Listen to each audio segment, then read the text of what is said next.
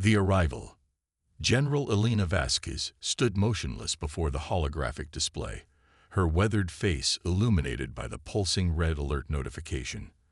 After 30 years in Earth's unified defense force, she had prepared for this moment her entire career, but the reality of it still sent a chill through her spine. "Confirmation on those readings, Lieutenant Chen?" she asked, her voice steady despite the tension crackling through the command center. Lieutenant Chen's fingers danced across his console. "Confirmed, General. 17 vessels of unknown configuration have decelerated at the edge of the Kuiper Belt. Their energy signatures match nothing in our database." The command center of the orbital defense platform, Vigilant Shield, hummed with controlled urgency. Officers moved with practiced efficiency, a testament to countless drills for a scenario many had privately believed would never come. First contact. Alert status across all UDF installations, Vasquez asked. All Earth orbital platforms at combat readiness. Mars defense perimeter activated. The lunar batteries are powered and tracking. Fleet elements are forming defensive screens at designated coordinates, reported Commander Jackson, her tactical officer. Vasquez nodded. "And the diplomatic course?" "Ambassador Okafor is standing by in Geneva with the first contact protocol team." "Very good." Vasquez took a deep breath. "Open a channel to the Security Council." Within moments, the faces of Earth's governing body appeared on the main screen. 12 representatives from the planet's unified nations, their expressions a mixture of concern and determination. "Madam President, distinguished council members," Vasquez began. "At 3:47 hours Universal Time, our Deep Space Monitoring Network detected the arrival of 17 vessels of extraterrestrial origin at the edge of our solar system. They have maintained position and have not yet attempted communication. The Unified Defense Force is at full alert and awaiting your instructions." President Annika Sharma, her gray hair pulled back in a severe bun, leaned forward. "General, your assessment of their capabilities and intentions." "Their technology is significantly advanced beyond our own, Madam President. The method of their arrival suggests faster-than-light capabilities. As for intentions," Vasquez paused. "They've positioned themselves outside our defensive perimeter, but well within detection range. They want us to know they're here. If they intended immediate hostility, they could have emerged much closer to Earth." "I concur," said Admiral Wei, the UDF naval commander, joining the conversation from his flagship. "Their formation is not consistent with offensive deployment. It appears to be a standard exploratory configuration." President Sharma nodded. "Then we proceed with the first contact protocol as established. General Vasquez, maintain defensive readiness, but take no actions that could be interpreted as aggressive. Ambassador Okafor will initiate communication attempts following the mathematical sequence established in the protocol." As the meeting concluded, a junior communications officer approached Vasquez. "General, we're receiving a transmission from the unknown vessels. It appears to be a response to our automated greeting beacon." The beacon, a simple transmission of mathematical constants and basic atomic structures launched from Earth decades ago, had been humanity's hello card to the cosmos. Now someone had picked it up. "On screen," Vasquez ordered. The holographic display flickered and resolved into an image unlike anything the humans had expected. The being displayed appeared almost crystalline, with a translucent faceted body that refracted light in mesmerizing patterns. Where a face might be expected, there was a cluster of illuminated points arranged in what could be interpreted as facial features. "Greetings, humanity," came a voice from the transmission. The words strangely accented but perfectly understandable. "We are the Cestrian Collective, peaceful explorers from beyond your stellar neighborhood. We come seeking knowledge and exchange. Your defense measures have been noted and respected. We request permission to approach and establish proper diplomatic contact." Within hours, a delegation from the Cestrian flagship was granted permission to dock with the International Diplomatic Station, a purpose-built facility in Earth orbit designed specifically for potential first contact scenarios. Ambassador Okafor led the Human Reception Committee, with General Vasquez attending as the military representative. The Cestrians were even more remarkable in person. Standing nearly 3 meters tall, their crystalline bodies seemed to shift and flow despite their apparently solid nature.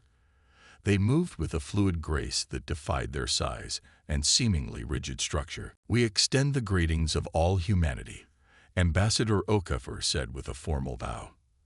"I am Ambassador Chidi Okafor, representing Earth's United Nations." The lead Cestrian, who had introduced itself as Emissary Luminix, responded with a graceful gesture that somehow conveyed both respect and curiosity.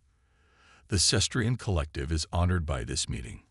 Your species has achieved much in a relatively short evolutionary span." The initial exchange of pleasantries soon gave way to more substantive discussions. The humans learned that the Cestrians had evolved on a world with abundant resources and few natural predators, developing an advanced, peaceful civilization focused on arts, sciences, and exploration. War was a concept they understood only academically. "Your species fascinates us," Luminix explained as Ambassador Okafor guided the delegation through the station's cultural exhibition. "Few technological species emerge from worlds with such challenging conditions. The evolutionary pressures of your planet have shaped you in unique ways." The exhibition showcased humanity's journey from cave paintings to quantum computing, from stone tools to interplanetary colonization.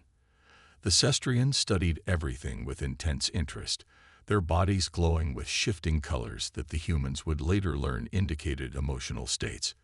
"And this is our technological development timeline," Okafor explained, gesturing to a display showing humanity's scientific advancements through the ages. From the wheel to fusion power. A Cestrian scientist named Crystallis approached a section detailing Earth's space program. "Your propulsion systems evolved from weapons technology?" they asked, body dimming slightly. "Yes," Okafor admitted.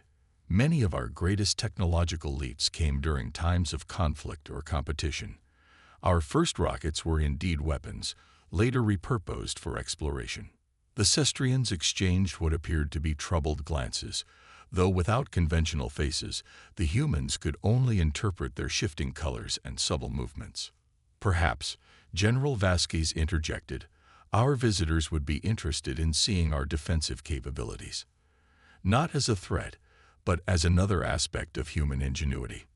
Ambassador Okafor shot Vasquez a warning look, but the damage was done. The Cestrians' interest was piqued. "We would indeed find this educational," Luminix confirmed, their body now pulsing with rapid color changes that hinted at intense curiosity. 3 days later, a formal tour was arranged aboard the UDF flagship Intrepid, Earth's most advanced warship. Captain Nicolai Rodriguez welcomed the Cestrian delegation to the bridge with military formality. "Welcome aboard the Intrepid," Rodriguez announced proudly. "This vessel represents the pinnacle of human defensive technology, capable of protecting Earth and our colonies from any threat." The Cestrians moved through the massive ship with evident fascination, their crystalline forms reflecting the harsh utilitarian lighting. They showed particular interest in the hydroponics bay and medical facilities, areas where the Cestrians and humans found common ground. However, when Captain Rodriguez led them to the weapons control center, the atmosphere changed dramatically.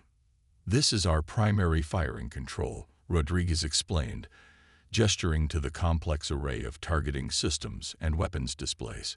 "From here, we can deploy kinetic strike packages, directed energy weapons, and defensive countermeasures with precision that would have been unimaginable a century ago." He activated a simulation display with casual pride. "Watch this demonstration of our point-defense system accuracy." The holographic display showed an incoming swarm of missiles being intercepted by the Intrepid's automated defenses, each threat neutralized with ruthless efficiency, expanding into tiny flowers of simulated destruction. 99.8% effectiveness against saturated attacks, Rodriguez noted with professional satisfaction. "And our offensive capabilities are equally impressive." When he turned to gauge the Cestrians' reaction, Rodriguez was startled to find them huddled together, their bodies dimmed to almost black, with rapid pulses of deep crimson flashing across their surfaces. "Is something wrong?" he asked, genuinely confused. Luminex seemed to compose themselves with visible effort. "Captain Rodriguez, you must understand. The concept of developing technology specifically designed to destroy is deeply disturbing to us. In our evolutionary history, we never faced significant predation or resource competition. Our technology developed from curiosity and need, never from conflict." Rodriguez blinked, suddenly seeing his ship through alien eyes. What he viewed as security and protection, they saw as something monstrous. Technologies devoted solely to destruction. "I apologize if the demonstration was upsetting," he said carefully. "These systems represent our commitment to defense, not aggression. Throughout our history, we've had to protect ourselves, first from other humans, and now potentially from threats beyond our world. You developed your entire spacefaring capability with conflict as a driving force," asked a Cestrian engineer named Prismara, their voice carrying unmistakable distress. "Not entirely," Ambassador Okafor interjected, having joined the tour after noticing the diplomatic situation deteriorating. "Competition was certainly a factor, but curiosity and the desire to explore have always been fundamental human drives." As the tour concluded and the Cestrian delegation prepared to return to their vessel, Luminex approached General Vasquez privately. "General, your species possesses remarkable capabilities and resilience," the alien communicated. "But we must be honest. Your readiness for violence, even in the name of defense, is concerning to us. The Cestrian Collective has encountered 17 other technological species in our exploration, and none maintained military capabilities on your scale during peacetime." Vasquez considered this carefully. "Emissary Luminex, humanity's history has taught us hard lessons about preparedness. We hope for peace but stand ready to defend our existence. That is not aggression, it's survival." "Perhaps," Luminex acknowledged, their crystalline form brightening slightly. "Or perhaps it is a self-fulfilling prophecy. The universe is vast and largely indifferent." General Vasquez. "Few species develop the capacity or desire to threaten others across interstellar distances." As the Cestrians departed, General Vasquez watched their shuttle return to their mothership, troubled by the encounter. First contact had been established peacefully, but the cultural gulf between humans and Cestrians seemed vast. How could beings who had never known conflict truly understand a species shaped by it? Unknown to the humans, an emergency council was already convening aboard the Cestrian mothership. A heated debate about whether humanity represented a fundamental threat to galactic peace or a unique potential ally whose very different evolutionary path might offer strengths the Cestrians lacked. The question remained unanswered as the alien vessels maintained their position at the edge of the solar system, watching and waiting. Understanding and respect. Aboard the Cestrian mothership Harmonious Exploration, the Grand Council had been in session for what humans would measure as 18 hours. The crystalline beings required neither rest nor sustenance in the way humans did, allowing their deliberations to continue uninterrupted as they debated the unprecedented situation before them. "The evidence is unambiguous," declared Council Elder Prismax, their form pulsing with deep indigo wavelengths that signified grave concern. "Humanity has devoted a significant portion of their resources and intellectual capacity to developing technologies of destruction. Their history is marked by repeated conflicts of escalating lethality. Their very presence in space was propelled by weapons technology." Emissary Luminex, who had led the delegation to Earth, floated in the center of the council chamber, their crystalline structures still displaying the subtle stress fractures that had developed during the tour of the human warship. "All true, Elder," Luminex acknowledged. "Yet I believe we must consider context. Unlike our homeworld of Cestria, Earth is a high-gravity planet with extreme climate variations, limited resources, and an evolutionary history shaped by predator-prey dynamics. Many worlds have such challenges," countered another elder. Few produce species that institutionalize violence to this degree. Luminex's form brightened slightly as they continued. The humans developed cooperation alongside competition. Their capacity for violence exists alongside remarkable empathy and creativity.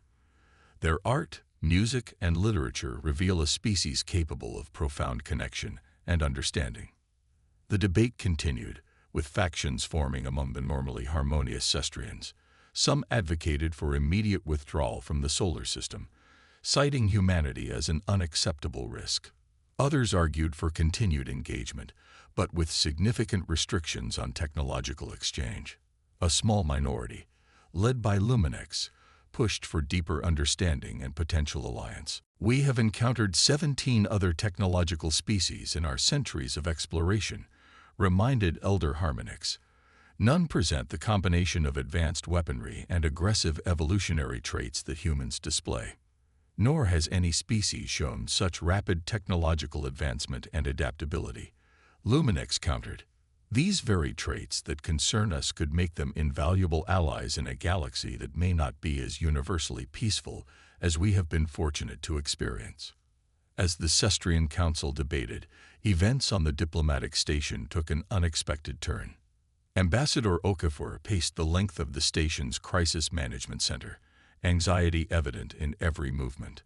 The diplomatic staff worked frantically at their stations, while General Vasquez stood rigid by the main tactical display. "Replay the transmission," Okafor ordered. The holographic display activated, showing the crystalline form of emissary Luminex, their usually shimmering surface now pulsing with urgent red and orange patterns. "Ambassador Okafor, we face an emergency situation." Luminex's recorded message stated, "One of our scientific scout vessels suffered a critical system failure while studying your outer planetary bodies. It is currently in a decaying orbit around your gas giant Saturn, with 3 crew members aboard. Our main fleet elements cannot reach them in time. We formally request human assistance in this rescue operation." Okafor turned to Vasquez. "General, options. The UDF destroyer Swift Justice is currently on patrol near Titan. They could reach the Cestrian vessel within 6 hours." Vasquez replied without hesitation. "Captain Rivera is one of our best. If anyone can execute a rescue in Saturn's gravitational conditions, it's her." "Are we certain this isn't some form of test?" asked Defense Secretary Quaim, joining the conversation via secure link from Earth. "The timing seems convenient after there, concerning reaction to our military capabilities." Vasquez's expression hardened. "Mr. Secretary, with respect, it doesn't matter. If this is a genuine emergency, we have a moral obligation to assist. If it's a test, then refusing aid would confirm their worst fears about humanity." President Sharma's voice cut through the tension. "I agree with General Vasquez. We will render all possible assistance. Ambassador Okafor, please inform the Cestrians of our response. General, please coordinate the rescue operation personally." Within minutes, the UDF destroyer Swift Justice was burning hard toward Saturn, pushing its fusion drives to maximum safe output. Captain Maya Rivera had already begun formulating rescue scenarios based on the limited information available about Cestrian technology. "General, based on the scout ship's trajectory, we'll have approximately 38 minutes to intercept before it enters Saturn's upper atmosphere," Rivera reported from the bridge of her vessel. "Standard docking procedures won't work with their alien configuration." Vasquez nodded. "Captain, I'm transmitting technical specifications provided by the Cestrian mothership. They've authorized emergency breach protocols if necessary." "Understood. We'll bring them home, one way or another," Rivera promised, her voice reflecting the quiet confidence that had made her one of the UDF's most respected commanders. The Swift Justice arrived at the intercept coordinates with 9 minutes to spare. The Cestrian scout ship was immediately visible, its once beautiful crystalline structure now fractured and dimmed, tumbling in a slow spin toward Saturn's crushing atmosphere. "No response to communication attempts," reported Lieutenant Kwan, Rivera's communications officer. Their systems may be completely offline. Rivera assessed the situation with calm precision. Deploy magnetic grapples. We'll need to match their rotation and stabilize before attempting personnel transfer. What followed was a masterclass in space rescue operations. The human crew worked with practiced efficiency, their years of drills and simulations paying off as they matched the tumbling Cestrian vessel's rotation and gradually arrested its spin. Specialized teams in environmental suits prepared for the dangerous task of cutting through the alien vessel's hull, an operation never before attempted. Hull breach in 60 seconds, announced Commander Chen, leading the extraction team. We have no idea what atmosphere the Cestrians require. All personnel, maintain sealed environments. The cutting beam sliced through the crystalline material of the scout ship with careful precision. As the section detached, 3 Cestrian forms became visible inside, their once brilliant structures now dimmed to near blackness. Life signs are present but weak, reported Dr. Okonkwo, the ship's medical officer, scanning the aliens with modified equipment.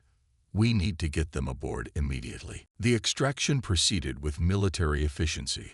Each Cestrian was carefully secured and transferred to the Swift Justice, where a specialized containment area had been prepared based on environmental data provided by the mothership. Cestrians secure, Captain, Chen reported. All 3 recovered alive. Rivera allowed herself a small smile. Well done, Commander.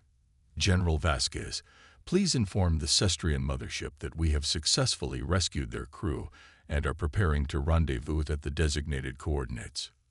Aboard the diplomatic station, the mood had transformed from tense anxiety to cautious relief. Ambassador Okafor watched as General Vasquez delivered the good news to Luminex and the Cestrian delegation. All 3 crew members have been recovered alive, Vasquez reported. Captain Rivera reports their condition is stable, though your medical experts will need to make a full assessment upon transfer. For the first time since the humans had met the crystalline aliens, they witnessed what could only be described as emotional display of joy. The Cestrians' forms brightening to near incandescent levels, with waves of golden light pulsing through their structures. General Vasquez, Luminex said, their mental voice carrying unmistakable warmth. Your people have accomplished what we believed impossible. The precision and speed of your rescue operation, it was remarkable.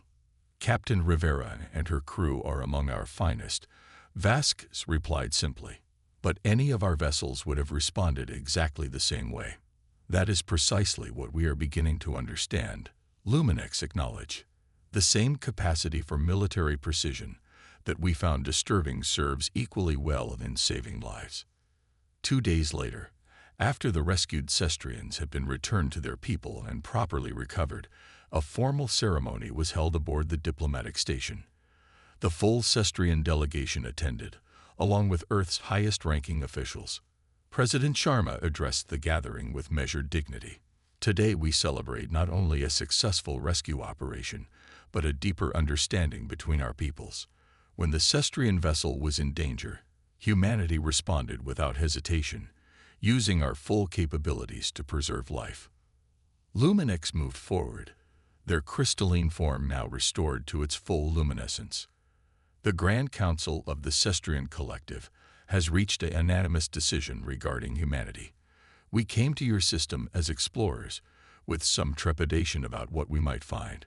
What we discovered was a species unlike any we have encountered, shaped by struggle, capable of both destruction and remarkable compassion.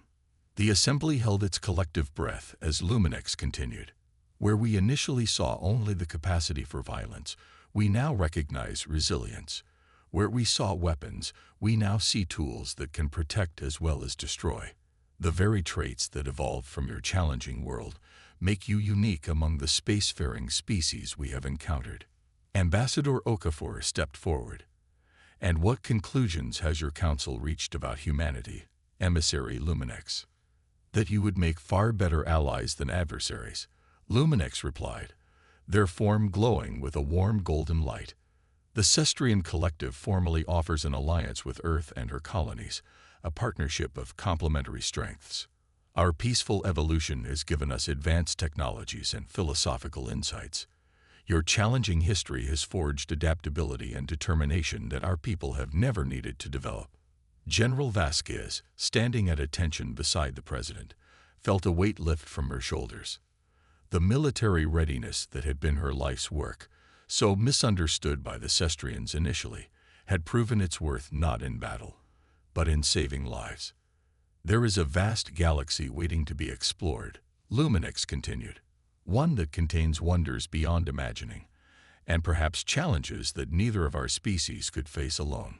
Together, we offer each other balance, your strength tempered by our perspective, our technology enhanced by your ingenuity. President Sharma stepped forward to formally accept the alliance, but before she could speak, an urgent communication interrupted the ceremony.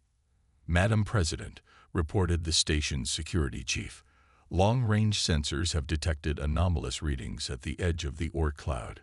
Patterns match nothing in either human or Cestrian databases." For a moment, tension returned to the gathering. Then, surprisingly, General Vasquez and emissary Luminix exchanged glances that reflected a new understanding. "It seems the universe has presented us with our first joint challenge," Luminix observed, their tone almost wry. Vasquez nodded, perhaps an opportunity to demonstrate what our peoples can accomplish together. As the humans and Cestrians moved as one toward the command center to assess this new development, a fundamental truth became clear to all present. Humanity's military might, so foreign and disturbing to the peaceful Cestrians initially, represented not just the capacity for destruction, but the determined will to survive against any odds. In a universe of infinite possibilities and unknown dangers, such determination might prove as valuable as any technology. The Cestrians had arrived expecting to find either primitive savages or enlightened pacifists. Instead, they discovered humanity, complicated, contradictory, capable of both violence and profound compassion. A species that built warships, yes, but used them without hesitation to save the lives of aliens they barely understood. "You know," General Vasquez said quietly to Luminix as they studied the mysterious readings together, "on Earth, we have a saying, si vis pacem, parabellum." "What does it mean?" the crystalline being inquired. "If you want peace, prepare for war." "I always understood it as a military maxim," Vasquez explained. "But perhaps its true meaning is broader, to be prepared for any challenge, whether conflict or rescue, defense or exploration, is the surest path to security." Luminix's form brightened in what humans now recognized as agreement. Perhaps we Cestrians have been fortunate in our peaceful development, but potentially vulnerable because of it. There is much our peoples can learn from each other. As the unknown contact continued to approach from the depths of space, humanity and the Cestrians stood ready to face it together, a union of different evolutionary paths, complementary strengths, and shared determination to explore the cosmos, whatever it might contain. The galaxy would soon discover that humanity's readiness for adversity, combined with Cestrian wisdom and technology, created something greater than either civilization alone. An alliance forged in mutual respect and understanding, ready to face whatever challenges the universe might present.